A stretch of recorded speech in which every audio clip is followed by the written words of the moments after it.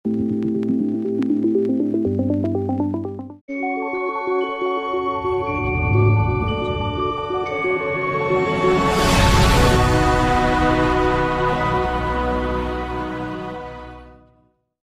Uskup dan para Romo dimanapun berada, pada bulan ini kita akan mengadakan rekoleksi dengan tema Sumangga Hanjumenengaken Kraton Dalem.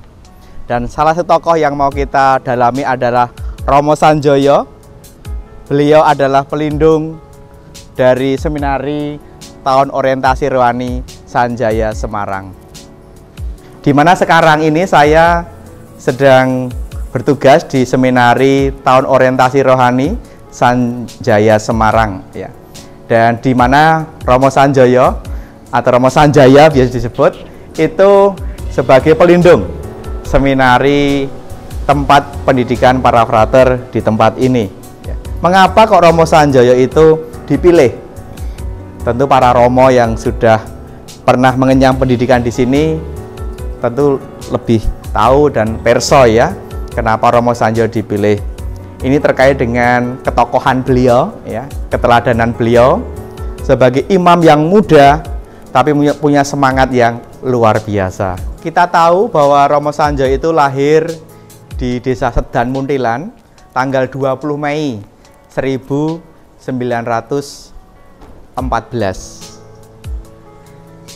Kemudian beliau ditabiskan dalam usia 29 tahun ya. Dan kita tahu beliau itu meninggal tanggal 20 Desember tahun 1948. Jadi kalau dihitung-hitung usia imamat beliau itu ya kurang lebih 5 tahun ya, masa balita. Tetapi waktu yang pendek sebagai imam itu menunjukkan kualitas yang luar biasa. Kiprah beliau, keteladanan beliau, karya-karya beliau untuk mewarnai kehidupan gereja di Keuskupan Agung Semarang ini. Beliau pernah menjadi staf seminari menengah, menjadi dosen di seminari tinggi, mengajar sejarah gereja dan moral, juga menjadi pastor di Muntilan, pernah juga di Ignatius Magelang. Jadi beliau menjadi pribadi yang bagi saya contoh yang punya semangat dalam berkarya.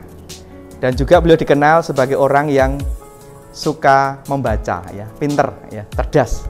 Maka dia dikenal sejak seminaris itu sebagai kamus yang berjalan. Apa-apa kalau ditanya pasti beliau bisa menjawab. Ini bagi saya sebuah contoh teladanan ya. Seorang pribadi, seorang imam gembala yang suka membaca dan juga bisa mengajar dengan baik ya. Mengajar dengan baik, menjelaskan dengan baik kepada siapa yang bertanya kepadanya. Tentu selain itu beliau juga pribadi yang sederhana. Konon menurut kesaksian, beliau itu pribadi yang lugu gitu ya. Orang aneh-aneh ya. Pribadi yang sederhana, lugu, tidak aneh-aneh dan mempunyai semangat belajar yang tinggi.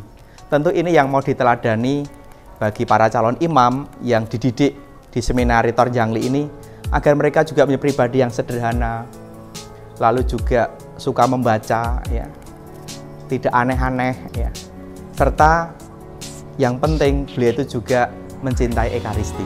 Ini menjadi dasar, karena beliau pernah mengatakan, seperti orang makan dan minum, saya juga butuh Ekaristi setiap hari.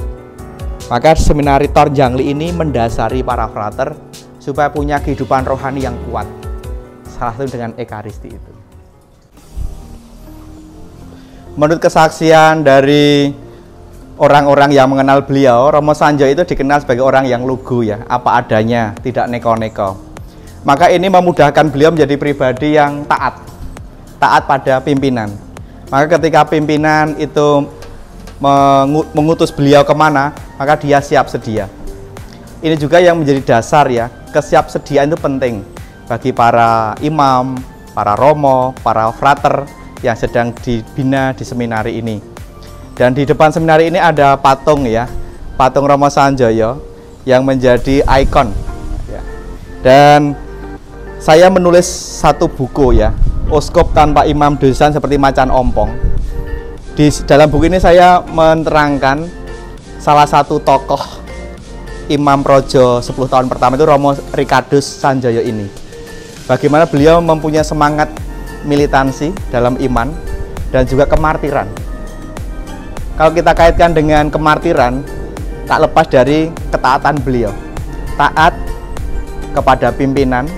Maka ketika beliau diminta untuk menghadiri pertemuan dengan warga waktu itu, tahun 48, maka beliau menyediakan diri.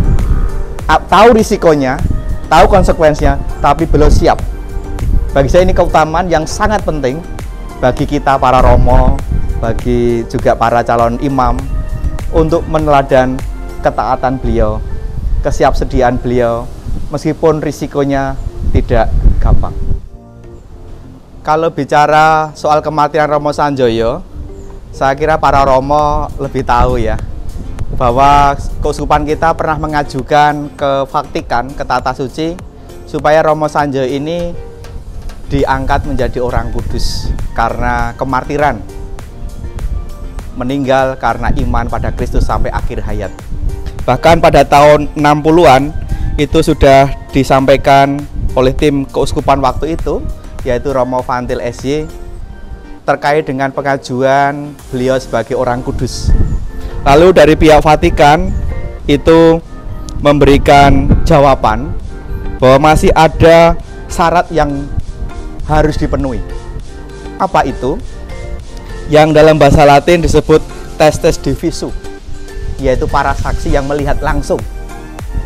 Maka dalam hal ini perlu kesaksian dari orang yang membunuh Romo Sanjoyo atau orang yang melihat langsung peristiwa itu. Nah, ini yang saya kira tidak mudah untuk menemukan orang yang seperti itu yang diminta oleh pihak Vatikan. Maka lalu dalam perjalanan waktu, Bapak Kardinal Darmo Yuwono Suwargi itu mengambil semacam kebijaksanaan ya, kebijakan. Oke lah, kalau kita belum punya santo yang diakui oleh Vatikan, paling tidak Romo Sanjoyo ini menjadi santo bagi kita, menjadi orang kudus populer gitu ya istilahnya, menjadi orang suci di hati umat. Tidak harus menunggu diakui resmi oleh Vatikan. Paling tidak mari kita tetap datang ke makam Romo Sanjoyo, berdoa melalui perantara Romo Sanjoyo. Itu waktu itu ya yang disampaikan oleh Bapak Kardinal Darmo Yuwono terkait dengan respon Vatikan atas kemartiran Romo Sanjoyo. Bahkan pada waktu itu Romo Kardinal mengatakan demikian: biarlah orang yang sudah meninggal tidak diganggu dengan mencari-cari bukti mujizat segala. Kita hormati dan kita mintai doa restunya. Lalu lebih lanjut, ada ajakan dari Bapak Kardinal, mari ziarah ke makam Romo Sanjoyo, orang suci, popularis, vox populi, vox dei, suara umat, suara Tuhan. Di kapel Seminari Tor Sanja Jangli ini, kami bersyukur mendapat relikwi yang berupa potongan jubah Romo Sanjoyo, di mana kami para romo setiap kali memimpin misa pasti mencium relikwi itu. Relikwinya ada di sakristi dan itu menjadi salah satu ikatan batin ya, supaya Romo Sanjoyo menjadi perantara, menjadi pendoa bagi kami yang tinggal di Seminari Tor Jangli ini, terlebih juga menjadi pendoa para frater yang dididik di tempat ini, supaya bisa meneladan kesederhanaan Romo Sanjoyo, semangat militansi dan juga pelayanan yang luar biasa, terlebih juga mencintai Ekaristi tadi.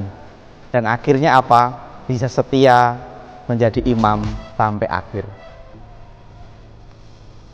Mari sekarang kita lihat relikwi Romo Sanjoyo yang kami simpan di sakristi dalam rupa jubah beliau. Mari sekarang kita lihat para romo relikwi Romo Sanjoyo yang kami simpan di kapel Seminari Tor Jangli ini.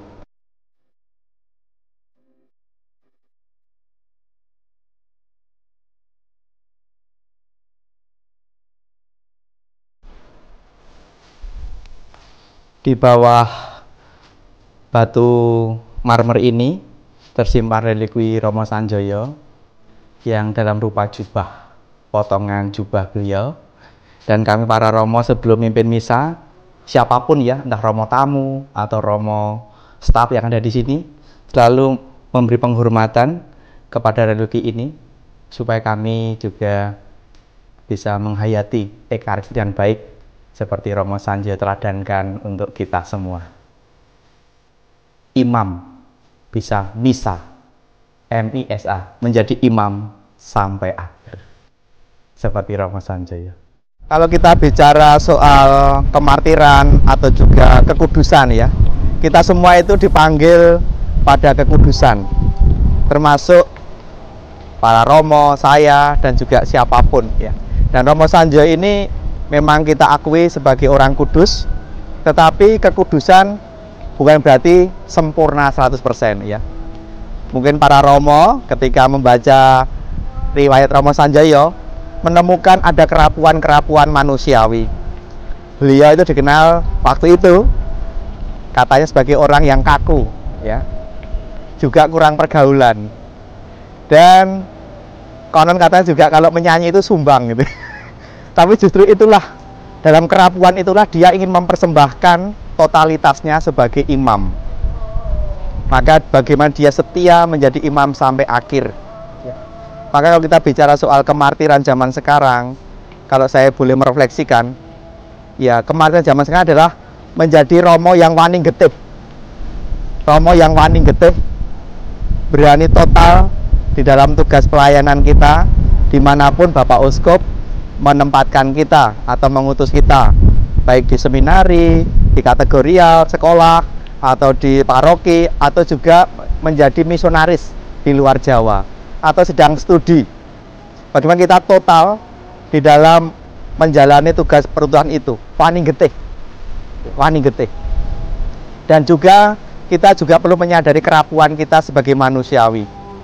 Kita persembahkan kerapuan itu kepada Tuhan, agar Tuhan yang menyempurnakannya. Para Romo yang terkasih, terkait dengan tema rekoleksi kita, Hanju Menengaken Kraton Dalem, kita bisa belajar dari Romo Sanjoyo bagaimana menghayati seorang pribadi imam yang Hanju Menengaken Kraton Dalem dalam konteks zaman.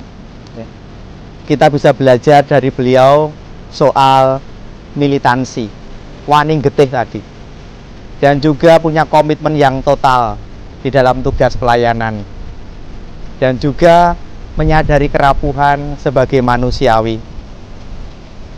Maka penting sekali ya, pertemuan seperti ini ya, kesempatan kita untuk menimba spirit dari para tokoh-tokoh pendahulu kita, untuk mengkonkretkan bagaimana Hanju Menengaken Kraton Dalem dalam konteks zaman sekarang ini. Kita menjadi pribadi yang total ya, dalam tugas pelayanan dimanapun kita berada. Semoga semangat Romo Sanjoyo, seorang pribadi yang sederhana, prasojo, pribadi yang gemar membaca buku, dan siap menjadi jujukan siapapun yang bertanya, serta tadi mencintai Ekaristi, setia pada tugas perutusan, dapat kita teladani untuk konteks zaman sekarang ini, demi Indonesia damai dan juga peradaban kasih, baik di keuskupan kita maupun juga di bumi Nusantara ini. Berkah dalem.